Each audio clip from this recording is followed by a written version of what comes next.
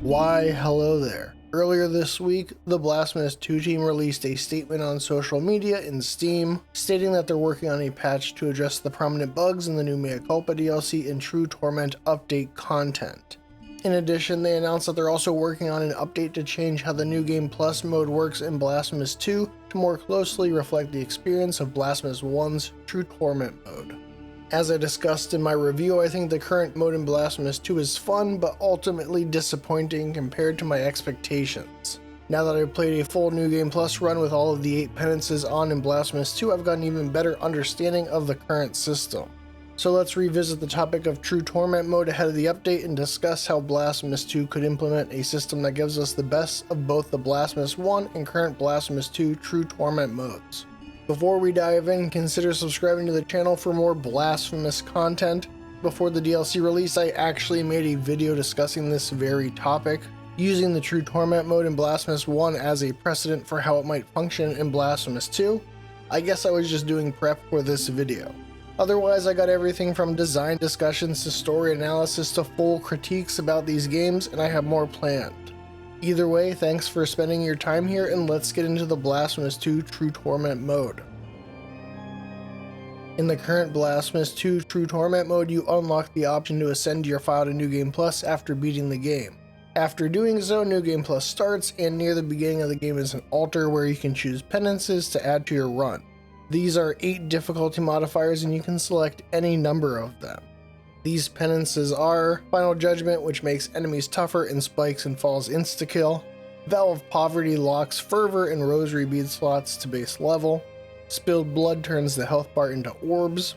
Chalice of Guilt drops half of the tears gained with the Guilt Fragment.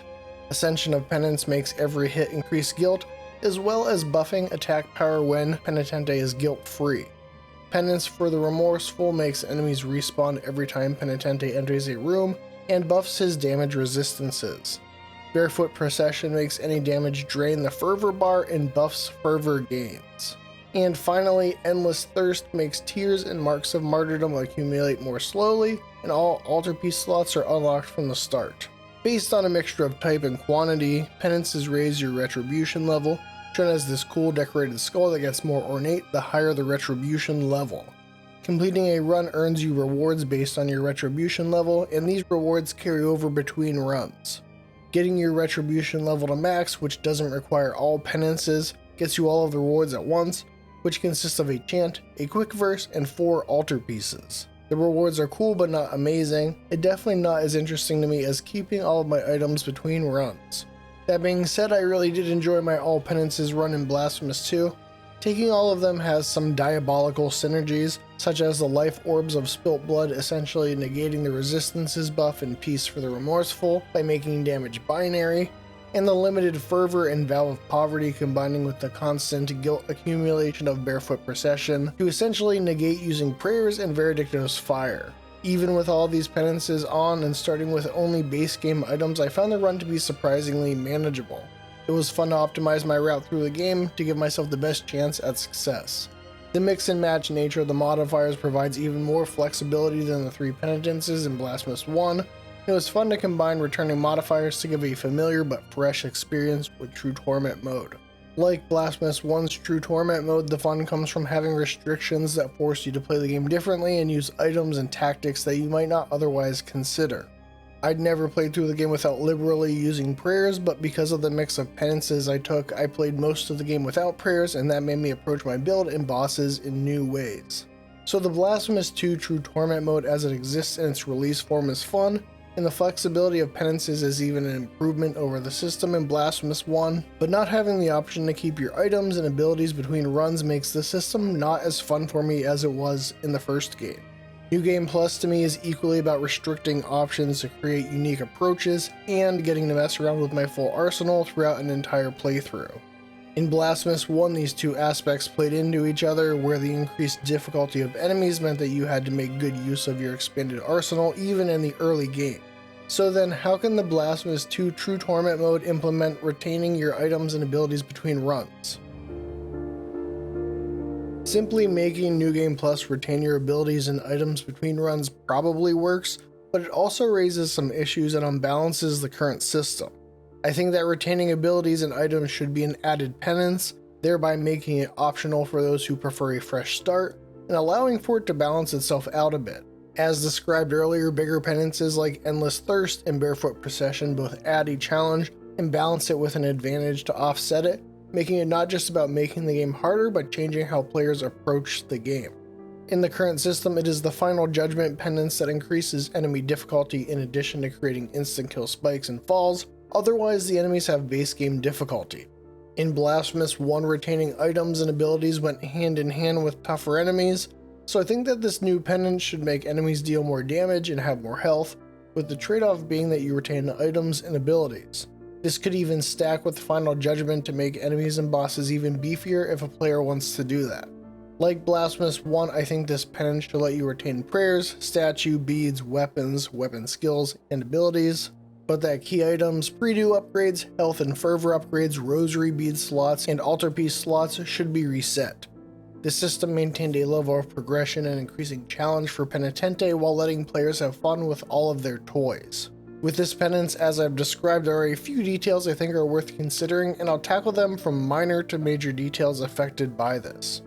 The first detail is that the Envoy altarpieces become unusable husks in ending A. Those should be restored with each new game cycle. Then there is the Blessed Lacrimatory item. This is a DLC item that I talk about in this video, where upon completing a questline you get the Blessed Lacrimatory, a key item that turns your first bile flask into a golden flask.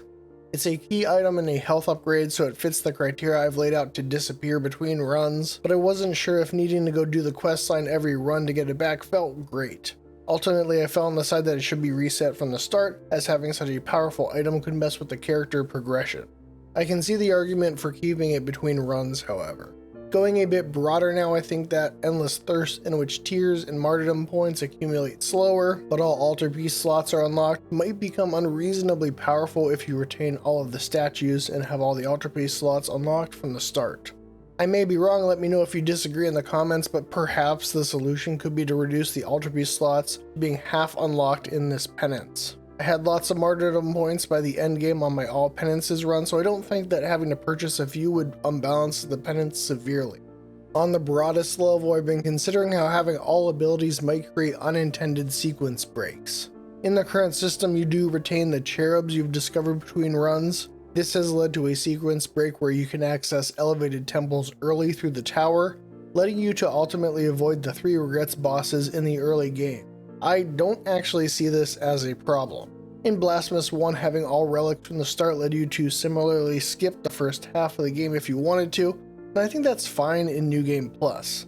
The problem would be if this caused any major bugs or crashes, but I think New Game Plus is the place to let players mess around and play the game perhaps in unintended ways. This applies to Mea Culpa as well, in which having it makes the DLC story a little goofy, and I think that's fine for New Game Plus. As long as receiving and then losing and then getting back the hilt and forging the sword doesn't cause any bugs, I'm happy to handwave a story detail in New Game Plus for the sake of getting to play with all the toys from the start. Let me know in the comments if you disagree with this stance on sequence breaking and why. My final thought about changing True Torment mode in Blasphemous 2 is not an element that was true in the first game mode, but something that I just think makes sense. And that is letting you do True Torment mode on any game file, New Game or New Game Plus, after beating the game once. As it stands, the mode does not automatically make enemies harder like it did in Blasphemous 1, so there's no reason I can see to not let players who have beaten the game once start a new game with True Torment mode on. This would allow players to do a max retribution on a new game, get all the rewards, collect everything in the game, and then go into New Game Plus with a true 100% file, which sounds good to me. And there you have it, how True Torment mode could be implemented in Blasphemous 2 to give that familiar yet fresh feeling. I really admire how the Game Kitchen listens to community feedback, and although I've outlined what I think makes sense, I look forward to seeing how they implement the system. If you enjoyed this video, please give it a like, check out my other Blasphemous content, and be sure to subscribe to The Lore Hunter. Thanks for watching.